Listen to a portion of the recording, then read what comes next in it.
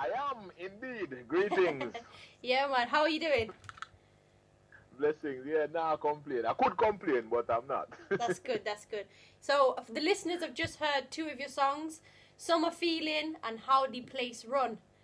Tell us a little bit about those songs. A Summer Feeling, first of all, I recorded that song like in September last year. But obviously, that wasn't summertime. Yeah.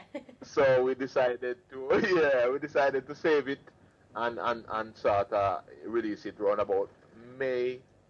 Okay. Yeah, last month we released it, yeah. But basically it's a pop.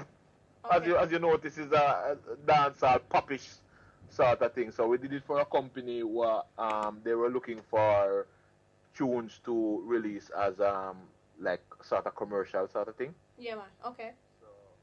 So I had to sort of tailor my thing. It's not really normally, my thing as poppy dancehall. So that was a bit different for me. But it's produced by Bazarangs. Okay. Who is a DJ and a producer. He produced dancehall, jungle, drum and bass sort of thing.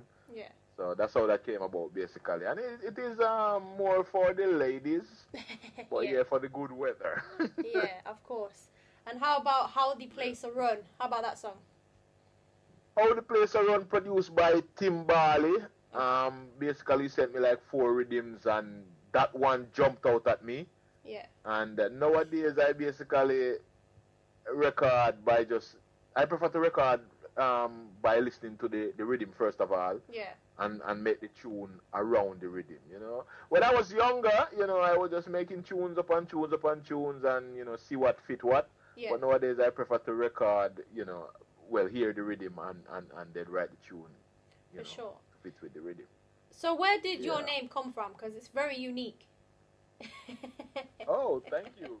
Peppery. In fact, I don't think it's as unique as Bongo Chilli, which was my name before Peppery. Yeah, I seen that. I thought, wow, they're both very out there, but good names. Yeah, I used to call Bongo Chilli. I got the name Chilli when I was in high school because of my love of chili. Okay. And I added the bongo to it, because out of the love of and respect for Rastafari. Yeah, of course. But Peppery now I was just using as my slogan. Okay. Yeah, and then people started calling me Peppery, so I said, okay, no problem. I am Peppery indeed. So in music, who is or was your inspiration? Early out, I remember as a kid growing up, I remember one specific moment when I was listening to the radio and I heard Jimmy Cliff singing Many Rivers, Many Rivers to Cross. Yeah. And I remember thinking, wow, this singer, definitely something to be, something to a force to be reckoned with, basically. Of course, yeah. And I remember listening to artists like Toots and thinking, wow, it sounds like these man can't sing a wrong note. That's natural talent. And Bob Marley, of course. Yeah. But I grew up on dancehall, so artists like Bounty Killer, he definitely stood out to me growing up. Yeah. I'm not an artist who do like gun songs and the slackness as such, but like I said, Bounty Killer for his artistry, definitely, because he stood out because the way he was definitely different at the time when he came out. For sure, yeah. So it was exciting time for me hearing an artist like this, but artists like Capleton, Anthony B, and such artists definitely so influential. When you was younger, you used to copy certain artists. Why was that? What was you trying to do? Yeah, yes, indeed. Papa San was the main artist. Yes, I have to mention. Okay. And artists like General Trees and Professor Nuts, the storytellers of dancehall. I like the storytelling, giving you, you can picture what they're saying and sort of imagine. So those are my type of artists, Lieutenant Stitchy. Yeah. But Papa San, definitely, he was, like the number one, I would say. I remember my brother bringing home a tape, a cassette, of Papa San on a sound system, Mm. and I was very impressed. So I basically started out as a copycat, copying Papa San's lyrics, Yeah. and then started making my own, very similar to his. Okay. Before I started sort of making my own, unique style, really. For sure, yeah, man. So I know you follow the Rastafarian way of life. What made you turn to that in particular? I must say Capleton. Okay. Capleton, I think people should credit Capleton a lot for that. Because obviously Rasta was around before Capleton, but growing up on dancehall, Yeah. Capleton was the man, in the dancehall, what sort of showed the youths them, a different way to life. Yeah, Sure. Of course, yeah. And he was definitely influential, and the way, his songs was very knowledgeable. He sounded a bit, very knowledgeable. Yeah. So you had to pay attention. So definitely, Capleton brought Rastafari to my attention, and I'm sure a lot of you can speak for that. Okay, definitely. So within music, what have you found the most difficult about the whole music industry, and the most positive as well? Funny how you say positive, because nowadays I find that people more gravitate to negativity. Yeah, but once there's good, there's good and bad on everything. That's why I ask. Yes, indeed. But I think it seems like people more gravitate to the negativity, especially in today's society where the internet and everything. For sure, yeah. It seems like if you do positive lyrics, people they know that, okay, that's good, but they just overlook it because there's nothing for them to criticize. Yeah. And okay, that's good. What else can I say? So they overlook it. Whereas if you do some negative tune and they criticize it, then that spark, a whole conversation, a whole debate, and people start looking into your thing more, basically. So I find it hard more doing positive music, to be honest. Wow. Yeah. Wow. But yeah, I mean, it's a good over evil and anything. So, I mean, it's hard to really stay on the straight and narrow. Yeah. But in life, you have to stand for something. I believe, Yeah, for sure. So you've done so many different albums and compilations, like Turn It Up in 2014, Good Feeling, and there's so many more. How did these compilations and music, how does it come about? Do you talk to an artist? Do you write it down? Let us know. Most of the time, I mean, I'm grateful for the internet again and social media. Yeah. Sometimes I just do what I'm doing and just promote on Facebook, Twitter, wherever, and then sometimes people just contact me out of the blue. Okay, wow. And approach me, say they like my style, and if I could record on their rhythm and stuff like that. Basically. Sure. How does that feel, to be contacted and say, can you perform on my track? Definitely feels good, because there's a positive for you. There's a positive there. That's a positive Yeah, indeed. Sure. And that encouraged me to carry on, really, to know that, okay, even though people like negativity so much, I know that there are good people in the world still, because, I mean, coming to the point where one of my latest tunes is called My Friend Them Real. Okay.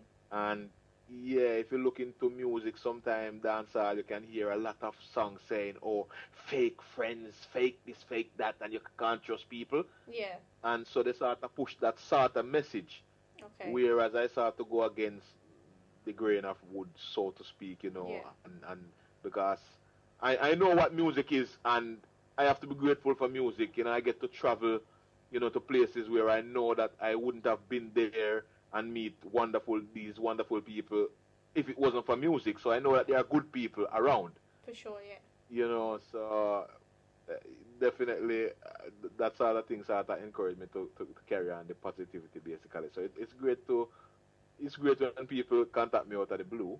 Yeah. Even though I wish, I must say, I wish, more people would contact me. So if you're out there, people, contact him. Yeah, I still give thanks and I'm grateful still. For sure.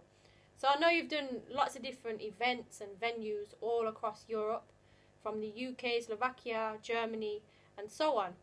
But I'm interested to know, how does it differ from the UK to Eastern Europe countries, reggae music and music in itself? Europe, it's fair to say that Europe has always been a mainland for reggae music. Yeah. But it is big in Europe. I went to even Russia. Yeah. And had good response there. Way over in Siberia. I was surprised because I was a bit apprehensive, going over there. I didn't know what to expect and such. But the response was so good. So we know, and I mean, we can see from with the internet nowadays, we can see the response when artists travel and stuff like that. So we know that reggae music and dancehall is global. The world is open nowadays. So for sure, we know around Europe, people really like reggae and dancehall. Yeah. I mean, they said a king never really wear him crown in his own town, so to speak. So to be honest, sometimes we get even better response abroad. Yeah. Wow. So, what would you say to the younger generations who want to get involved in music? What would you say? Music is a tool. Music is therapy. Music is good, but obviously, music is very influential. Yeah. And like I said, people more response to negativity, but we try to keep it positive. But at the end of the day, I can't tell the kids, to stay all positive when, I'm not living their life and when people are more gravitating to negativity. So I'm not totally against slackness and whatever they want to do to get their break. Yeah. Okay. Even though I stand for something, then if I'm not against people, to be totally honest, still I'm not into the gun thing as such, because I know that it is influential. Yeah. And I do believe that it's sort of a drill music to hype up the younger kids to do wrongs. Yeah, for sure. You know what I mean? But yeah, if an artist want to go that way, I'm not gonna fight him, to be honest. Okay. So my advice to them is just do what you love, do it to the best of your ability, and all the best, because even coming to England, I was here from when these British kids were rapping like Americans. Okay, wow. And I've seen the change over the years, and I'm really happy for them, finding their own market and their own way of rap, so to speak, Yeah. British hip hop. Okay. So to be honest, I'm really proud of them. Yeah. Respect. So just to continue. Could you give us a little flavour of what Peppery is all about for the listeners out there? Indeed. But that the kid and the black. Me go launch and attack and I watch everything I just back. We see that wanna come clash with the real tap. You be chat me a rock for the chat music on the clack. Very hard like a open up, but you don't wanna get bun with that. Coulda long, coulda shark, coulda maga, fat. Just get out the way when you hear me, I say, come to play, okay? We taking over this spot because we come fish out the warning. Now not tomorrow morning. Watch ya know, looking at me face, me nah grin. This a no deal, well this a no bargain. Yeah, that's what I'm saying. Let them know. So, okay, we're coming to the last few minutes. Any final words to the listeners out there that you want to say from Peppery? Final words, it just be the best you can be. Yeah. And yeah, tune into Peppery. Log on to my Instagram, which is at Peppery Music. Okay. For people who want to find out more about Peppery. For sure. And yeah, man, just keep up to what we're doing, because we're trying to keep it positive. Even though I say people gravitate to more negativity, if there are anyone out there who like positivity, I am the man. Yeah, why not? So, I suppose I could ask any events that you've got coming up that the people could come to and see you. Indeed, it's a bit sad to say that it is the festival season, the summer season right now, and in the UK for this year, I have no festivals around the UK. Last year was a bit better.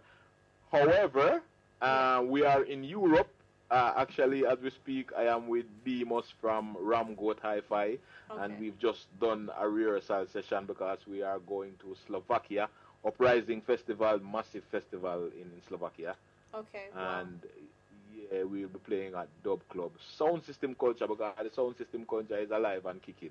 Wicked. So yeah, we'll be going to Slovakia Uprising Festival with Demos, and also I'll be in Townlands Festival and Electric Picnic, which both festivals are in Ireland.